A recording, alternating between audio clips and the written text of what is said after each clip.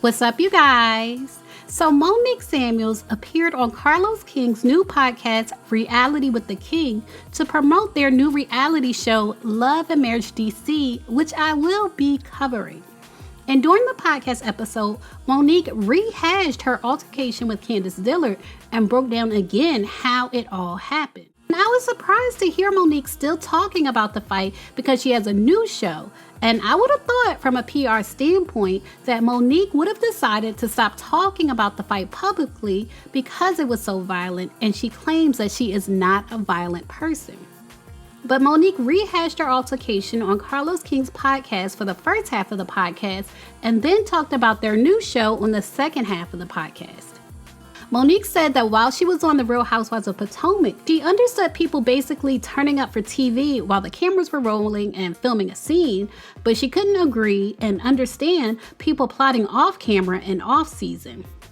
And that's basically what some of the cast was doing when they had an off-camera and off-season conversation about alleging that her youngest child was not fathered by her husband, but was instead fathered by her physical trainer. She said she couldn't understand going that far to plot against her and her family, and she actually said that Candiace was hashtag Team Monique because Candiace was the one that exposed that plot. If you recall, Candiace did a live video on Instagram that year where she was chatting with her fans, and she said that some cast members did have a conversation about Monique and were plotting against her. So, exclusive, extra. Read all about it. Leave my filter on because it's going to be on the blog so I look cute. Okay, this is new information. Monique claims y'all plotted against her at Andy's baby shower.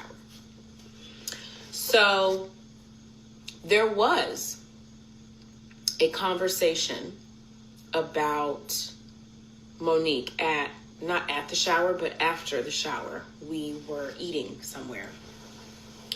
And there were a couple of people there with me. Several people there with me. And there was a conversation about someone plotting to spread a rumor that Chase was not Chris's baby.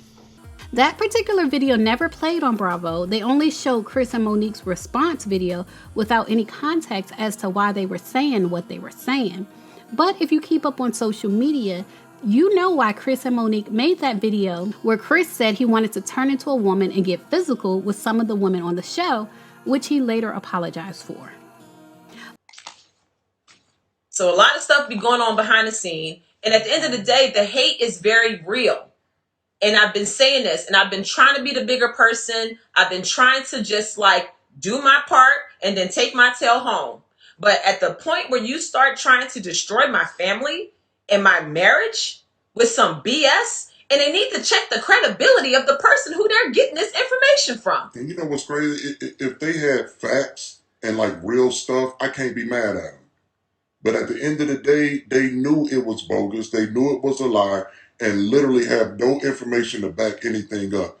One thing that I stay out of the women drama. I mean, that's their show. That's their gig. It is what it is. I try to stay out of that. But at the point when people are putting my kids in their mouth and talking about my babies, my little boy ain't even 2 years old yet, just getting introduced to the world. All right, he don't even know what's going on. And you got grown people out here plotting to damage my family and my kids. Now I don't appreciate it. Monique insists that Bravo presented her and her husband Chris in a way that was one-sided by not showing all of what happened, as they promised her that they would, and they never aired Candiace's video like they promised her they would.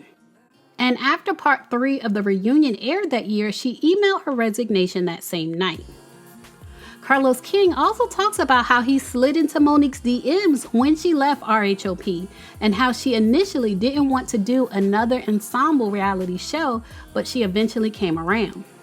Monique talks about each of the couples that will be on Love and Marriage DC and how she met each one of them, and how one of them she wanted to come on RHOP when she was still on that show. And she says most of the couples she's familiar with but not really friends with. But there is one person, a woman named Winter, that she says she's actually been friends with for 15 years. And that's the woman you hear accusing Monique of jumping ship during the taping of the show.